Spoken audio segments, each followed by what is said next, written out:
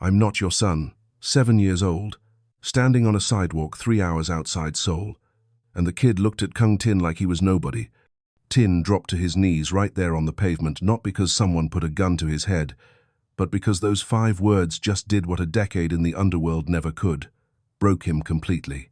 His ex-wife, Amina, pulled the boy closer. Like Tin was dangerous, like he was a stranger, and maybe that's exactly what he'd become. This is the story of a man who ruled an empire but couldn't keep his own family. A man who had everything: power, money, respect, and threw it all away for a ghost from his past. 6 months earlier, crash.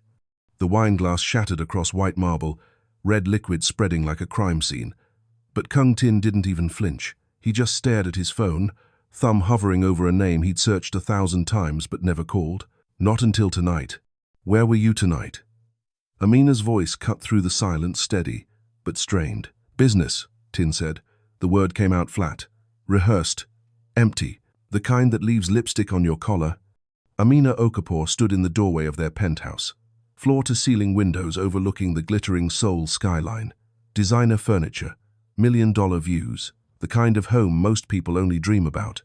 She'd been beautiful when they met back when Tin had nothing but ambition and borrowed money. She was still beautiful now, but he barely looked at her anymore. 8 years of marriage, 1 son. And somewhere along the way, Kung Tin stopped seeing what was right in front of him. Because while Amina held their family together, Tin was slipping back into the past. A woman he'd loved 15 years ago had reappeared out of nowhere, and with just 5 words in a text message, she pulled him back in. I need to see you. Tin had built an empire from nothing. Blood-stained ambition, late nights and dangerous deals. He'd clawed his way to the top of a world most people don't even know exists. Controlled territories, moved money, commanded fear and respect in equal measure. But he couldn't control the one thing that mattered most, his own choices. And the choice he was about to make? It would cost him everything. Before we dive deeper, where are you watching from? Drop your city in the comments below. I want to know who's riding this story with me. And if you're into real stories about choices and consequences, the kind that show what happens when powerful people make devastating mistakes, hit that subscribe button right now. You won't want to miss what comes next. Let's rewind and watch how it all fell apart. Let me tell you something about cracks. They don't appear overnight. They spread slowly, quietly, until one day the whole foundation collapses. That's what was happening in the Kung household. And nobody saw it coming, or maybe they did, and just chose to look away. Tin. Amina's voice broke the silence that night. Are you even listening to me? He looked up from his phone, barely, dark eyes meeting hers for maybe a second before dropping back to the screen. I heard you. Then answer me. Where were you tonight? Business. That word again. Business. The catch-all excuse that covered everything from legitimate deals to things Amina had learned not to ask about. She'd married into this life with her eyes open, accepted the danger, the secrecy, the blood Tin couldn't quite wash off his hands. But this was different. Business, she repeated, tasting the bitterness. The kind that leaves lipstick on your collar. Tin's jaw tightened. He set his phone face down on the marble counter and finally turned to face her fully. Don't start. Don't start. Amina laughed, but there was no humor in it. June waited 3 hours for you tonight. 3 hours. Tin, he had a school presentation. He asked for you specifically. I'll make it up to him. That's what you said last time, and the time before that. She stepped closer, bare feet silent on the cold floor. He's 7 years old. He shouldn't have to beg for his father's attention. Tin's phone buzzed on the counter. His eyes flicked toward it instinctively, and Amina saw it. That split second, the way his shoulders relaxed just a fraction, the slight softening in his expression. She'd seen that look before, but never directed at her, not anymore. Who is she? Amina's voice dropped to a whisper. No one. He grabbed his phone and headed toward his study. I have work to finish. Tin, the door closed. Not a slam, just a quiet click that somehow felt louder than any argument ever could. Amina stood alone in that sprawling penthouse, surrounded by luxury that meant nothing. Every piece of furniture hand-picked, every view carefully curated. The kind of home that screamed success, but success doesn't keep you warm at night, doesn't show up to your kids' school events, doesn't look at you like you matter.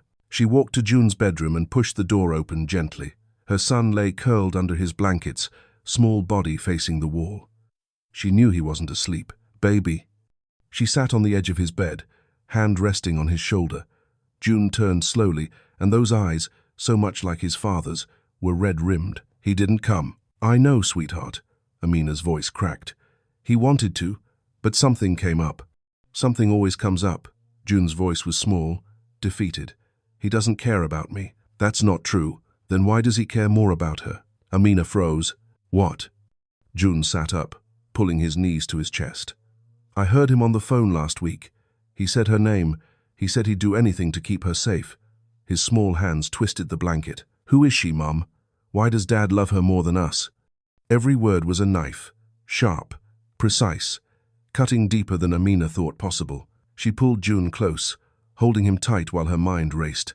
She'd suspected for months. Seen the signs she'd tried to ignore, the late nights, the distant stares, the way Tin touched his phone like it held something precious. But hearing it from her son, knowing June had been carrying this pain alone, that made it real in a way she couldn't deny anymore. "Your father loves you," she whispered against Jun's hair. "Never doubt that." But even as she said it, she wondered, is love without presence really love at all? Down the hall, Kung Tin stood in his study, staring at the message on his screen. "I need to see you. It's urgent." 5 words from a woman he'd loved a lifetime ago. And just like that, his world tilted. Gi-yun, his first love, the woman he'd left behind when he'd chosen this life, this path, this darkness. He'd convinced himself it was over, that marrying Amina had been the right choice, the smart choice. Amina was strong, adaptable, willing to stand beside him despite everything he'd become. But Ji-yun? She'd been light. Laughter and innocence and everything he'd lost when he took his first life at 19. He shouldn't respond. Should delete the message, block the number, focus on the family sleeping down the hall. His thumbs moved before his brain could stop them. "Where?" The response came immediately. "Our old place. Tomorrow night. Please, Tin. I have no one else." He stared at those words. "I have no one else." The desperation bleeding through the screen. Amina had him. June had him. They were fine. Gi-yun was alone, scared, reaching out after 15 years of silence. What kind of man would he be if he ignored her? "The kind who shows up for his son," a voice whispered in the back of his mind. But Tin shut it down. He typed back quickly, "I'll be there." And just like that, Kung Tin made the choice that would destroy everything.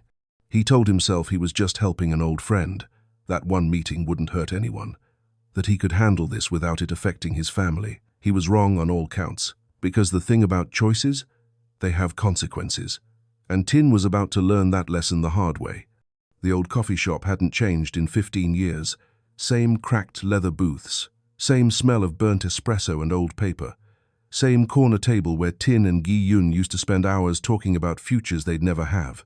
Tin slid into that booth now, and there she was, Gi-yun, delicate hands wrapped around a cup she hadn't touched. When she looked up, Tin felt time collapse. 15 years disappeared like smoke. She was still beautiful, still fragile in a way that made him want to protect her from the world. From himself. "Tin," her voice broke. "Thank you for coming. What's wrong?" "I'm in trouble." She reached across the table, fingers trembling against his palm. "Serious trouble. I borrowed money from the wrong people, and now they're threatening me." "How much?" "2 million. Tears spilled down her cheeks. "I tried to pay them back, but the interest keeps growing and I can't." Her voice cracked. "I'm so sorry. I know I have no right to ask you for anything after all these years, but please, I'm scared." Kung Tin felt the old protectiveness surge through him like a current. This was Ji-yun, the girl who'd held his hand through his father's funeral, who'd believed he could be better than the streets that raised him before he'd proven her wrong. "I'll handle it." The words came easily. Too easily. "Give me the names. I can't let you hurt anyone because of me." "I won't hurt anyone. I'll just make them understand that you're under my protection." He squeezed her hand gently. "It'll be okay, I promise." "You always kept your promises to me." She smiled through her tears, and Tin felt something stir in his chest that he hadn't felt in years. Lightness, freedom, like he could breathe again. "I missed you, Gi. I know you're married. You have a family." She pulled her hand back slightly. "I'm not trying to complicate your life. I just needed help, and you're the only person I trust." He should have left it there. should have established boundaries, paid her debt, and walked away. Instead, he said, "I missed you too." They talked for 2 hours about old times, old dreams. The life they'd imagined before reality carved them into different people, before Tin became the kind of man who solved problems with violence, before Gi-yun learned that fairy tales don't come true. "Remember when we used to plan our escape?" Gi laughed softly. "We were going to leave Seoul, start over somewhere quiet.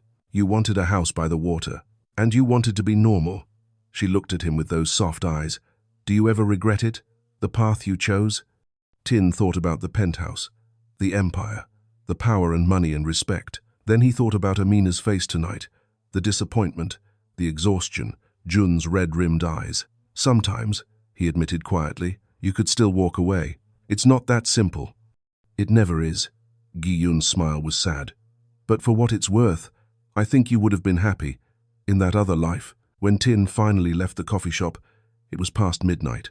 The air felt different somehow, lighter, like stepping out of a heavy coat he'd been wearing for years.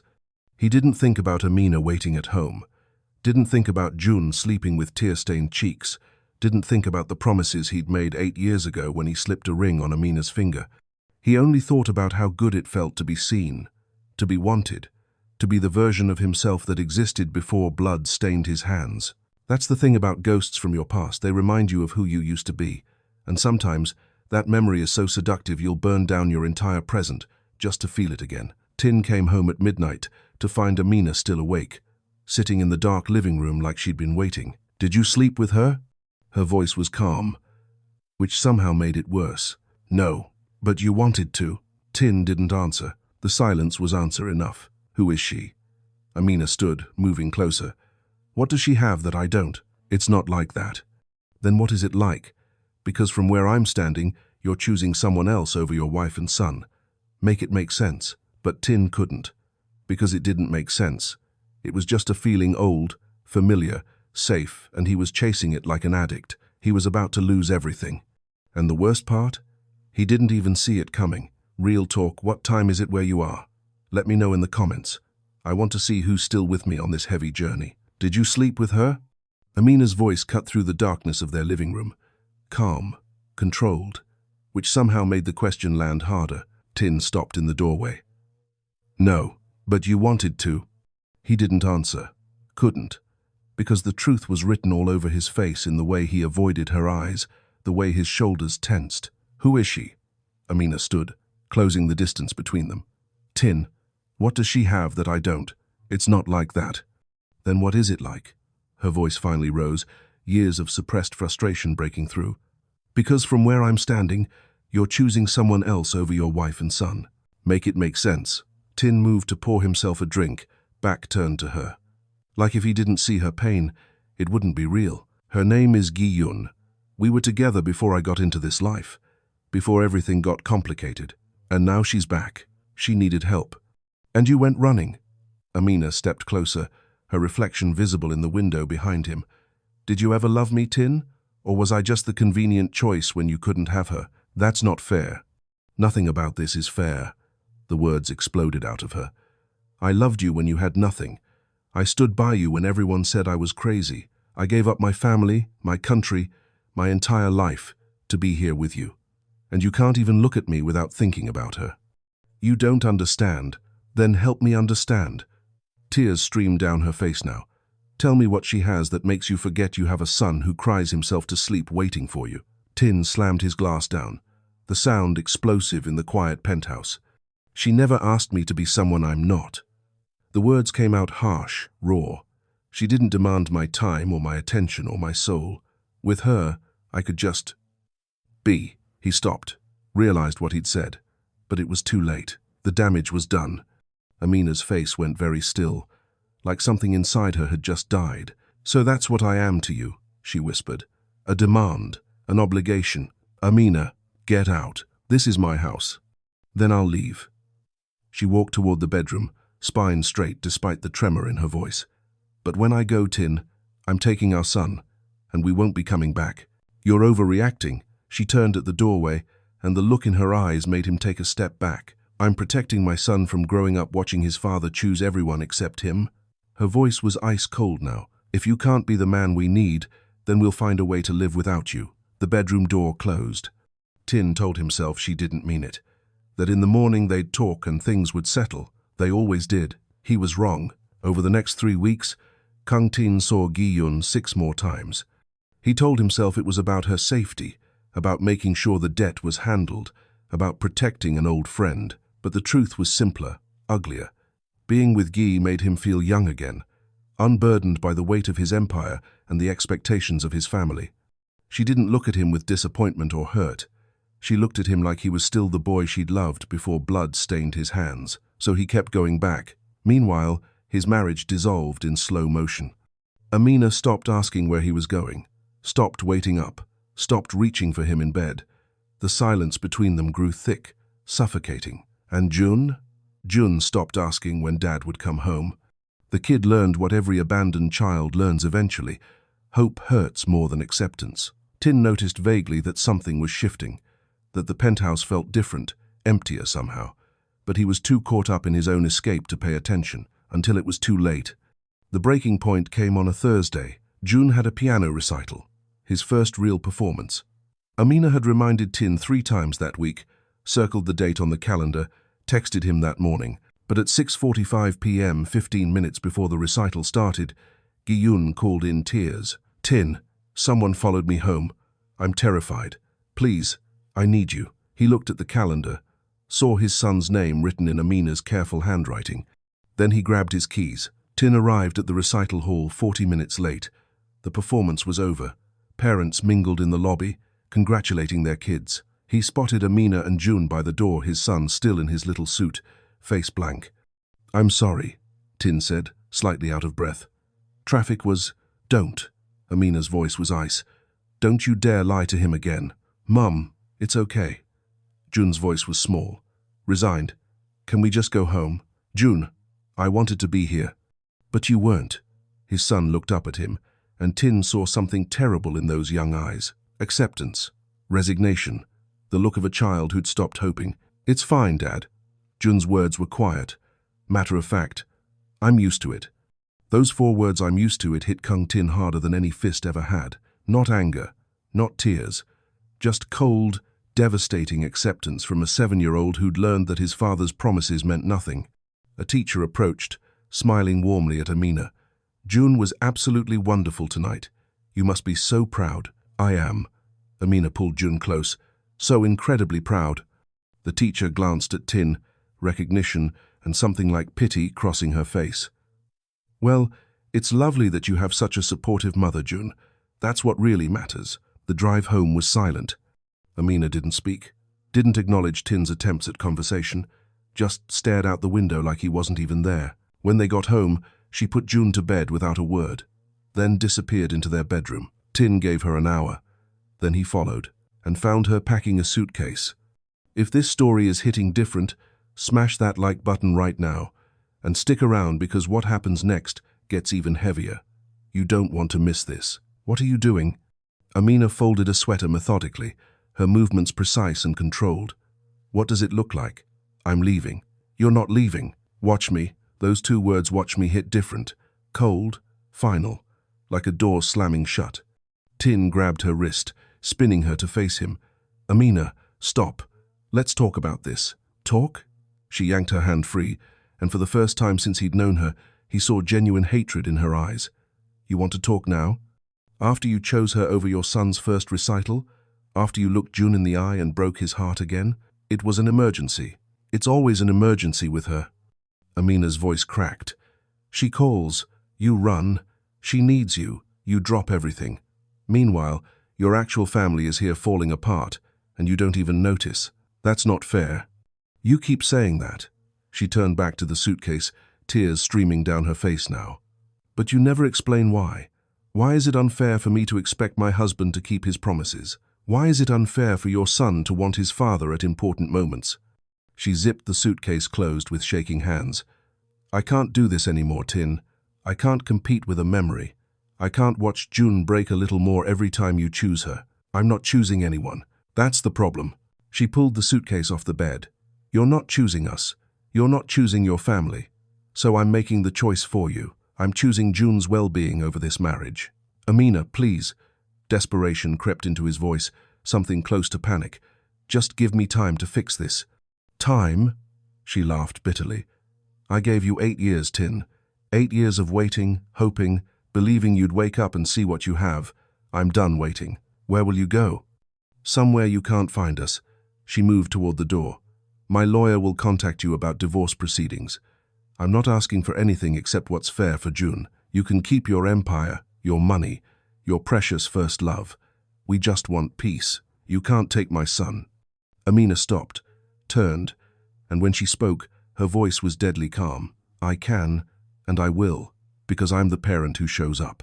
I'm the one who knows his favorite foods, his fears, his dreams. I'm the one who tucks him in and wipes his tears when you break his heart. She gripped the suitcase handle tighter. You want to know the saddest part? June would forgive you in a heartbeat if you just chose him. Just once. But you won't, because that would mean giving up the fantasy of who you were with her. Amina, one day you'll look for us and we won't be there. Her voice broke. And when that day comes, Tin, I hope you remember this moment. I hope you remember that you had everything and you threw it away for a ghost. She walked out. Tin stood frozen, mind racing. She was angry, upset, emotional. She'd cool down, come back. They'd work it out. They always did. The next morning, they were gone. Tin woke to an empty bed. Nothing unusual. But when he walked through the penthouse, the silence felt different, heavy, final. Amina and June's belongings were missing. Clothes, photos, June's toys all gone. The rooms looked the same but felt hollow, like a stage set after the actors had left. On the kitchen counter, Tin found divorce papers and a letter. He opened it with trembling hands. Tin, I don't expect you to understand this now. Maybe you never will, but I need you to know that I loved you. I loved you when we met, when we married, even in these final months when you were barely present. I loved you enough to stay longer than I should have. But love isn't enough when it's only one person fighting. June deserves better. He deserves a father who chooses him, who sees him, who shows up. Since you can't be that person, I'm removing us from the equation. Don't look for us. Let us heal. Maybe one day, when June is older, he'll decide if he wants you in his life. Until then, goodbye. Amina. Tin read it 3 times. Then he called her phone, straight to voicemail. He called again, and again. Nothing. She'll come back, he told himself, pouring coffee with shaking hands. She's just trying to scare me. Days passed. Then a week. The penthouse echoed with absence. Tin went through the motions, meetings, deals, the endless dance of maintaining his empire. But at night, the silence crushed him. He'd walk past June's empty bedroom and feel something crack inside.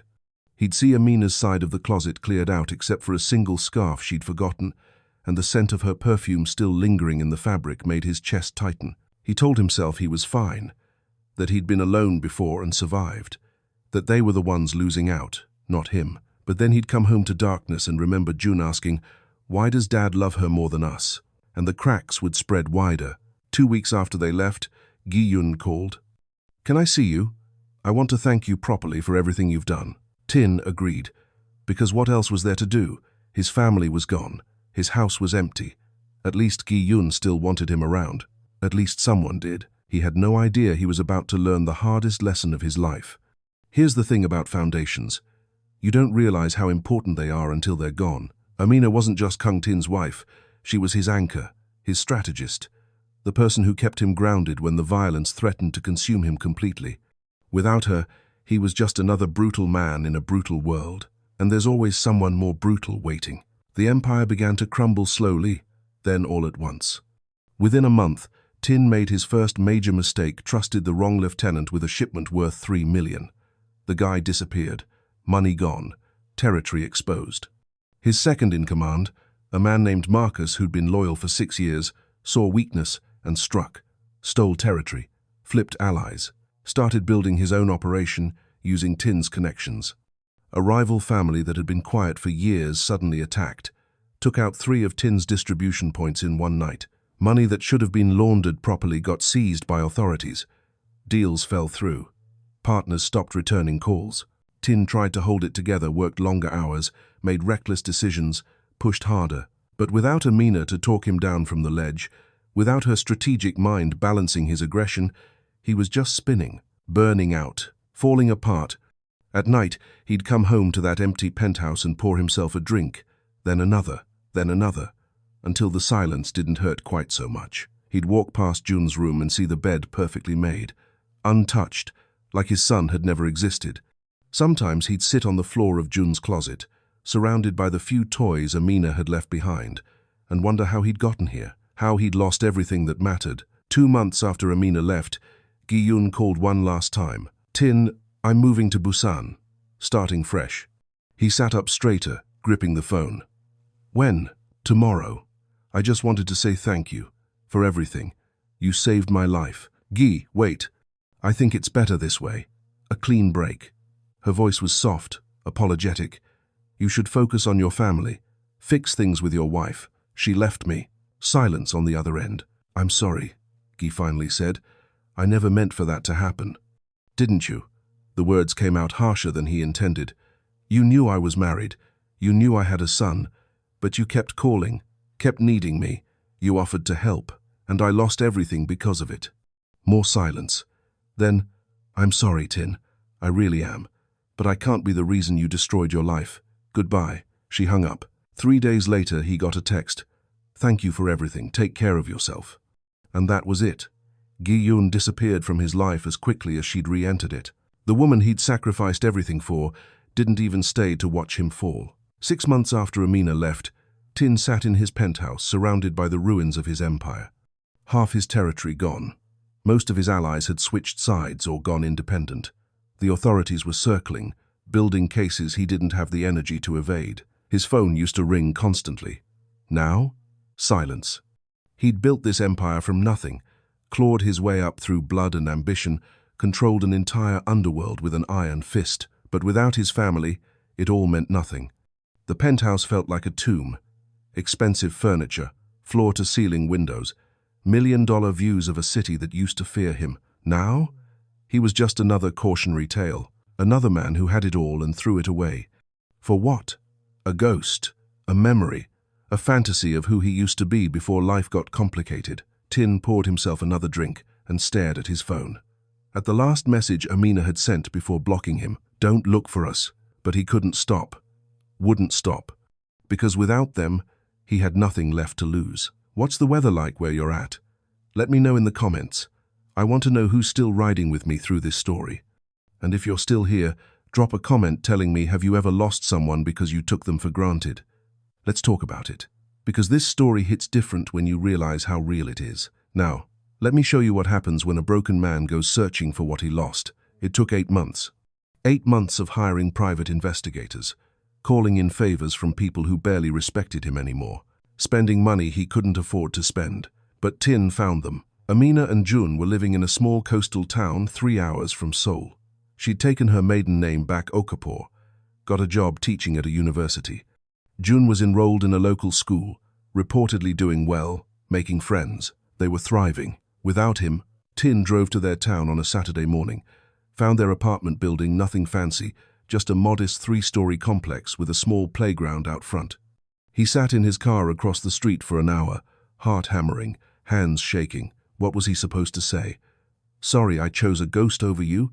Sorry I missed everything that mattered? Then the front door opened, and Tin's breath caught. Jun walked out, first taller now, face less round, more defined. 8 years old and already looking like a different kid.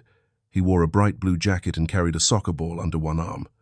Then Amina appeared behind him, laughing at something Jun said. She looked lighter somehow.